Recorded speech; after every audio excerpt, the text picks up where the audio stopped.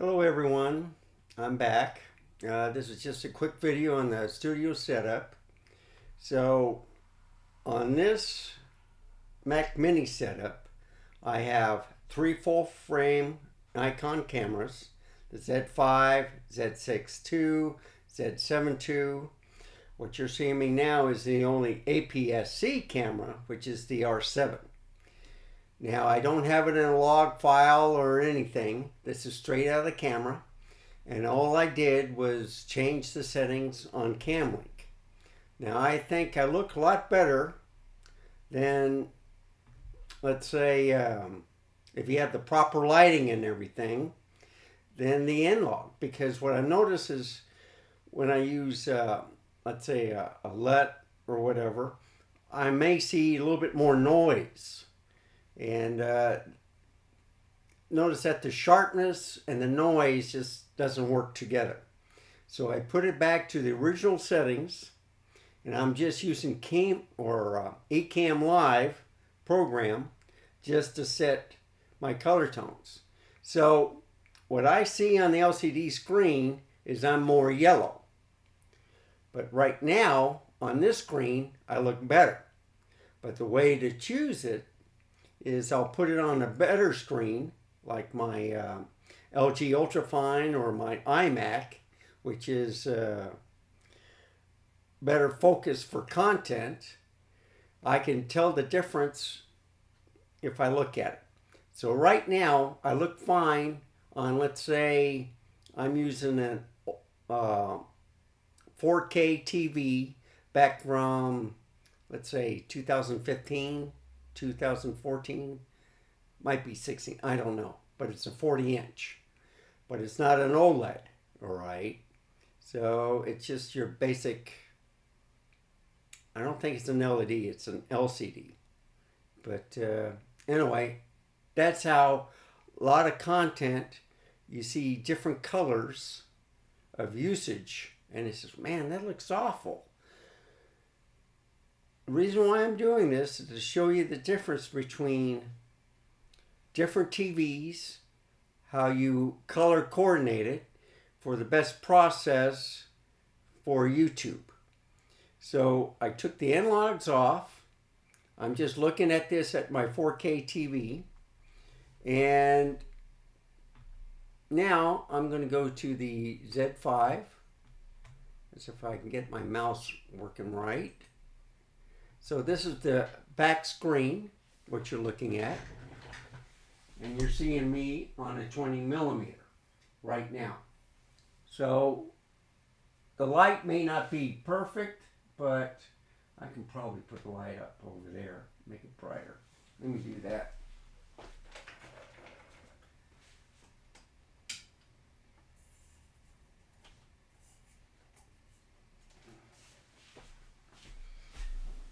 So anyway, this is the Z5. How do I look? I think I look a little bit better, but you can't put an N-Log on here at all. But if I go to the Z6 II or the Z7 II, so here's the Z7 II, all right? So I'll move into the screen a little bit, back down. You can adjust the, see, that's the only problem about getting up and down. You adjust the screen so you can be in center. But right now, no LUT. It is 10-bit. And I just messed with the saturation and gamma. I look pretty good right now. And I did the same thing with the Z6 II. So the saturation and the gamma, just changing the outlook. And I think it's a lot easier having it set like that. I don't look as bad. Now I may look orange on the TV, but if I go to another TV which is calibrated, I may be a little bit more white. So what I'm trying to stress is that videos like this, when you do content creation, make sure you do it on a calibrated TV. I can move this down to, let's say, another TV, which I have here, and I look much better. But this TV is a 4K, and I'll show you on the Z5 once I get my mouse right. Okay, Z5. So as you can see, I moved it right here, and I'm looking almost perfect. But if I go back here to, say, the Z7 II, okay, you can't see it. I might have to do this. Let me do something. Options, live demo mode. Okay, what are you seeing? So are you seeing this, or are you seeing this monitor right here? Okay, are you seeing my face? Or are you seeing the screen? So this is where the picture was. I moved it down to lower monitor. If I go to the Z5, get my mouse cursor. All right, there it is. So on the Z5, you're seeing this, hopefully. If I go to the R7, so I don't know if you're seeing the screen or the monitor, but as I turn different cameras, and I'm looking on the other TV, which is more calibrated. So that looks good. That's a Z5, Z7 II, Z6 II. So they all look the same basically. On the R7, it's a little bit darker because I have, let's say, the gamma on 10. But it also might be because it's an APS-C camera. Yeah, I get the same settings on all three. So it may seem a little bit brighter, and I think I can go a little bit darker on the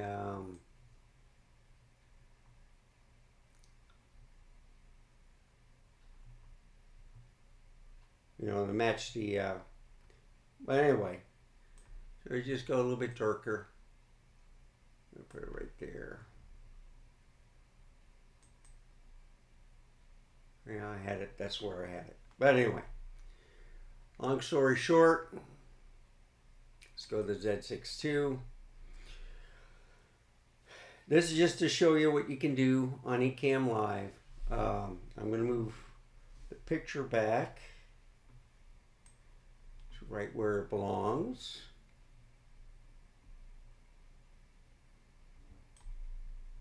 And let's see if I go that. I don't know what happens. Every time I do this, it messes up. So go back here, and move this up. I can do that probably a little bit more. There we go. Move that there. Move that down. So it kind of matches. That's what you have to deal with Ecamm. They're not always the same. Sometimes when I turn on the Mac Mini, I have different Ecamms and stuff. I try to turn it on all at the same, in an order, and then turn them off in the back order. But not always works. So anyway, I hope this video is helpful. I'm going to turn off the live demo mode. Now you're back to seeing what right now. The other thing is with the Mac Mini, when the desktop wallpaper changes, your camera will kind of like shake a little bit. The screen will wobble. That's typical. but on an M1 Mac, or let's say the Mac Studio, you'll never get that problem. So that's another thing to think of. The iMac 5K or the new iMac M1s should have no, well, they'll have that same problem as the Mac Mini 2018 Intel that I have. But when you get to the M1, M2, or the Mac Studios, you'll not have that problem. Reason why I still have the Intel on both the iMac and the Mac Mini is for the ports. They have 4 USB-C ports or Thunderbolt ports, and then 2 USB-A ports, or USB 3 I should say. And that makes a difference. I do have hubs, but you know, with the Mac Studio, I have 6 USB-C Thunderbolt and 1 SD card, and then 2 USB 3. That's what you need. So if I get rid of my 2018 Mac Mini, which has 64 gigs of RAM, I'll get the another Mac Studio. That way I have 2 Mac Studios. And all I have is the basic model. That's all you need. But I like the Max instead of the Pro, or just, you know, the basic M1. I'd rather have the M1 Max. So anyhow, hope this video is helpful. Hope you like what I'm doing with the studio and the cameras. I want to get it back out, some more filming, which I'll put up later today, you know, of some shots and stuff. Z50, the Z5, they're still great cameras. You can use them for the setup. You don't need, like what I have is 4 different cameras for each system. You can just use one. I like them better than webcams because they're in better detail, and then you can always change the lenses for different looks. So if you like this video, please give me a like, subscribe, hit that notification bell for any more videos upcoming. And if you like this comment, just write in the comments below. And as always, stay safe, keep smiling. Until next time, goodbye.